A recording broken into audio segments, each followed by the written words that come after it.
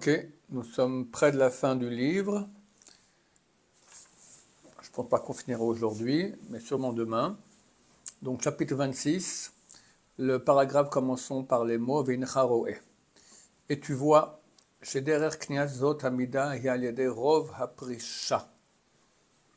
Tu vois que la façon d'acquérir cette mida, cette qualité de l'âme, elle est par la multiplication de l'ascétisme, donc s'éloigner des plaisirs de ce monde. Va'ayun he'atzum besitre hashgacha elyona. Et l'étude approfondie, atzum, énorme, dans les secrets de la providence supérieure, au mashpuneh habriya, et les secrets de la création, vidiyat romemut idbarach utehilotav, et la connaissance de la grandeur d'Hachem et ses tehilot et ses louanges. Bon, je crois qu'il parle aussi de la Kabbalah, c'est connaître, la Kabbalah c'est ça, connaître plus profondément les secrets de la création et d'Hachem.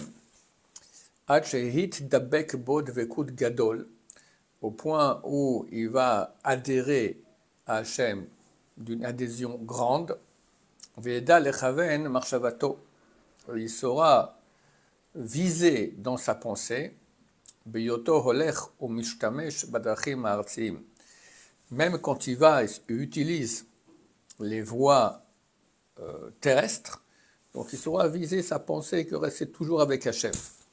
Como shaya raoui la Kohen sheitkaven beodo shochet hazevach ou mekabel damo uzorko. Comme c'était bien que le Kohen fasse quand il pensait, c'est bien que le Kohen pense, comme c'était bien que le Kohen pense lorsqu'il était en train d'égorger l'animal, recevait son sang et le jetait. Il faisait donc une action, une grande mitzvah, plusieurs mitzvot là-dedans, de sacrifices qui sont donc énormes. Il ne faut pas penser en même temps à son compte banque ou à ses vacances.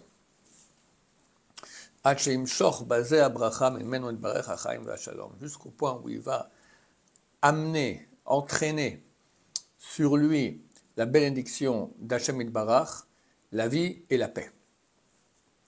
Et sans ça, donc sans cette réflexion approfondie, il ne pourra pas atteindre ce niveau. Il restera néanmoins matériel et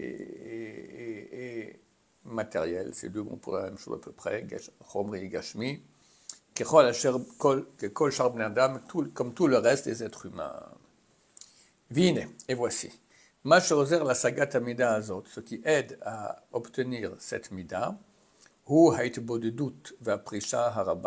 c'est la solitude, s'isoler, et l'ascétisme grand. Ascétisme donc séparé des plaisirs de ce monde. Que par le fait qu'il y aura l'absence des choses qui nous dérangent, qui nous taraudent, son âme pourra plus se renforcer et s'unir au Créateur. Bon, c'était le niveau des grands prophètes, ça c'est Baba Saleh ou d'autres.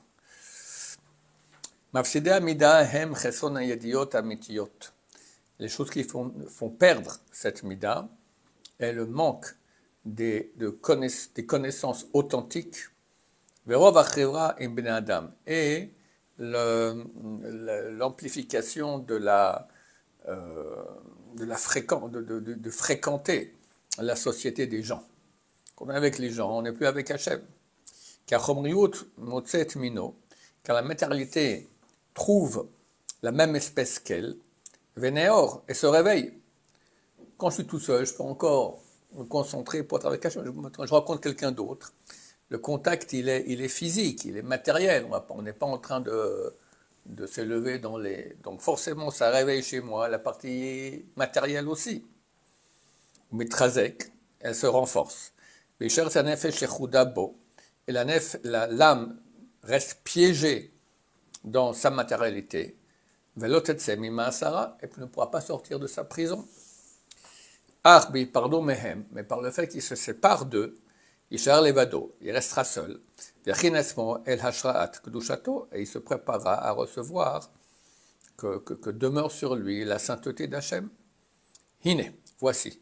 Bader Sherotzel Elech Ba Yolichuhu, dans la voie dans laquelle il veut aller, dans cette voie on va le prendre.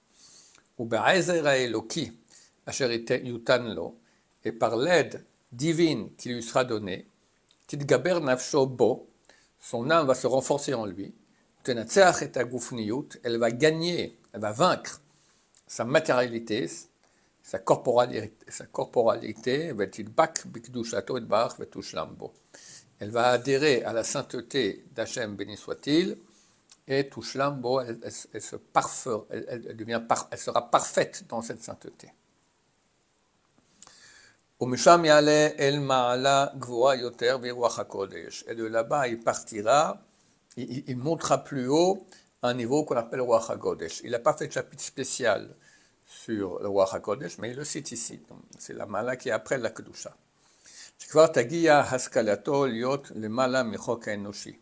Car là déjà arrivera son raisonnement, sa pensée, à un niveau plus haut que la loi humaine. Il peut arriver à une adhésion à Hachem à un niveau tellement haut qu'on lui donnera dans sa main la clé de la résurrection. Comme c'était donné à Eliyahu et Elisha. Lorsque Elisha il a accompagné Eliyahu qui allait mourir, il l'a accompagné sur la route. Et Eliyahu lui a demandé, dis-moi, qu'est-ce que tu veux? Je veux 2 fois plus que toi. Eliyahu il a ressuscité une personne. Et Elisha voulait 2. Alors il lui a dit, ce que tu as demandé, c'est très dur. Et si tu me vois monter dans le ciel dans des chariots de feu, alors c'est bon, c'est que tu l'as. À ce moment, on avait des chariots de feu avec des chevaux de feu, et ils ont pris Eliyahu dans le ciel vivant, et il a vu ça, Elisha. Et il a pu effectivement ressusciter 2 personnes en tout dans sa vie. C'est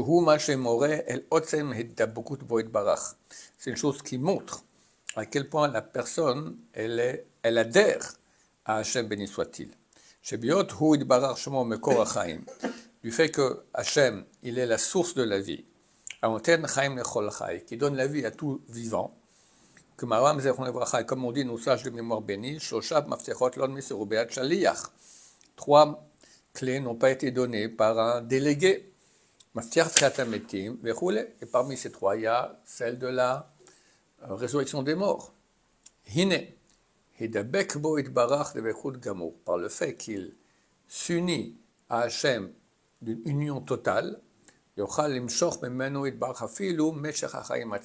pourra amener d'Hachem même la vie elle-même. C'est que c'est la chose qui est la plus relative à Hachem plus que tout. Comme j'ai écrit. C'est à ce propos qu'elle a achevé la Braïta de Pinchas Ben Yair, que le Rabbi Pinchas Ben Yair, sur laquelle tout le livre est bâti. La sainteté amène Ruach HaKodesh. Ruach HaKodesh et Ruach HaKodesh amène la résurrection des morts. La prochaine fois on finit le livre. Bezrat Hashem, nous comptons continuer, reprendre un autre livre, Bli Neder, le Tomer Dvorah, le palmier de Dvorah du Ramak, Rabbi Moshe Cordovero, un des grands kabbalistes de Tzfat il y a 500 ans. Baruch Adonai, Leolam, Amen, Amen.